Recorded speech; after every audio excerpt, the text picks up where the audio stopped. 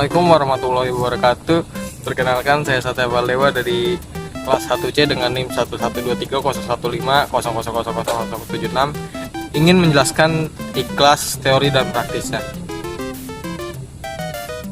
Ikhlas merupakan masdar dari akhlasa yang berarti memurnikan niat, memilih, yang mana kata dasar adalah khalasa yang berarti selamat sampai menjadi murni. Secara etimologi, ikhlas memiliki arti jujur, tulus, dan rela. Ikhlas juga disebut ma'un khalis, yang artinya air putih, jernih, tidak tercampur dengan apa-apa. Dalam hal ini, ikhlas bermakna sesuatu yang tulus dari hati menjadi bersih dari kotoran. Sedangkan secara istilah, ikhlas berarti niat mengharap ridha Allah Subhanahu wa taala dalam beramal tanpa menyekutukannya dengan yang lain. Pada pertemuan ke-8 kemarin, Bapak Abdul Ghafur selaku dosen pengampu memberikan beberapa pertanyaan kepada setiap kelompok. Yang pertama, bagaimana Anda bisa menjelaskan seorang pelajar dapat belajar dengan ikhlas sehingga dapat memperoleh ilmu yang bermanfaat dunia dan akhirat? Ada beberapa cara yang dapat membuat kita belajar bisa jadi ilmu yang bermanfaat. Yang pertama adalah banyak berdoa. Yang kedua, jangan mudah putus asa. Yang ketiga, memperbanyak ibadah. Yang keempat, selalu mengakui kekurangan dalam diri kita. Karena di dunia ini gak ada yang sempurna. Karena yang sempurna cuma Allah. Yang kelima, banyak bersabar. Dalam belajar kita harus banyak bersabar karena setiap pelajaran belum tentu kita bisa mengerti semua dan kita harus selalu bersabar. Yang keenam, tidak mementingkan pandangan orang lain. Di sini konteksnya itu tidak ingin haus pujian gitu. Yang kedua, pertanyaan kedua, bagaimana Anda bisa menjelaskan seorang guru yang ikhlas dapat membimbing, mengasuh, dan mengarahkan siswanya belajar dengan benar sehingga menghasilkan ilmu yang bermanfaat yang pahalanya akan terus mengalir sampai hari kiamat. Seorang guru yang ikhlas akan berusaha membimbing siswanya dengan penuh kesabaran, keikhlasan, dan dedikasi.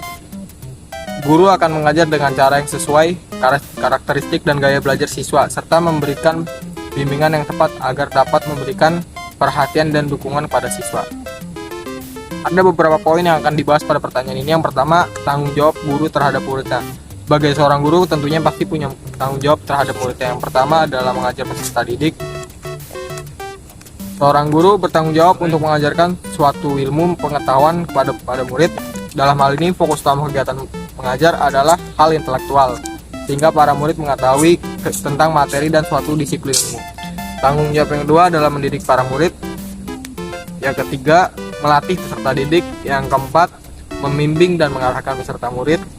Yang kelima, memberikan dorongan pada murid agar selalu semangat dalam belajar. Poin kedua yang akan dibahas adalah peran guru dalam pendidikan. Peran guru dalam pendidikan terdapat 6 poin.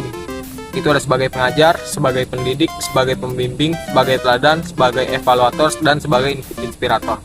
Poin ketiga adalah 3 unsur keikhlasan yang harus dipunyai oleh seorang guru. Yang pertama, niat yang ikhlas. Kedua, beramal dengan sebaik-baiknya. Yang ketiga, pemanfaatan hasil usaha yang tepat. Pertanyaan kelompok 3, bagaimana apabila seorang pelajar tidak ikhlas dalam belajar? Buatkan contoh pelajar yang tidak atau kurang ikhlas dalam belajar.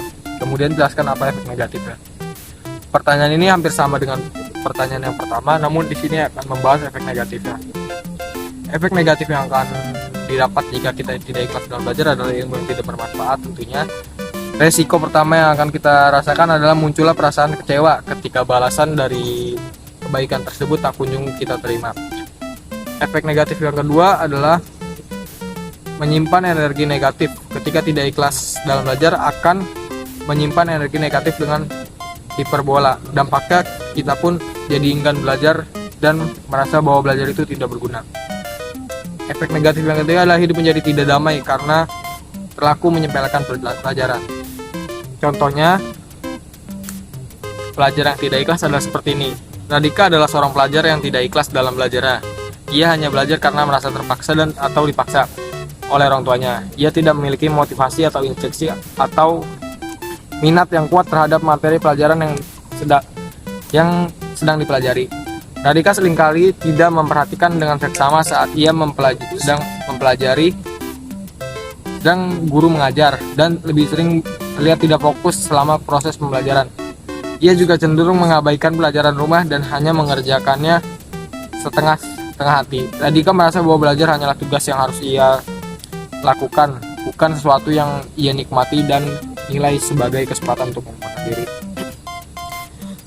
Pertanyaan kelompok 4, bagaimana seorang guru tidak ikhlas dalam mengajar? Berikan contohnya kemudian jelaskan apa saja efek negatifnya.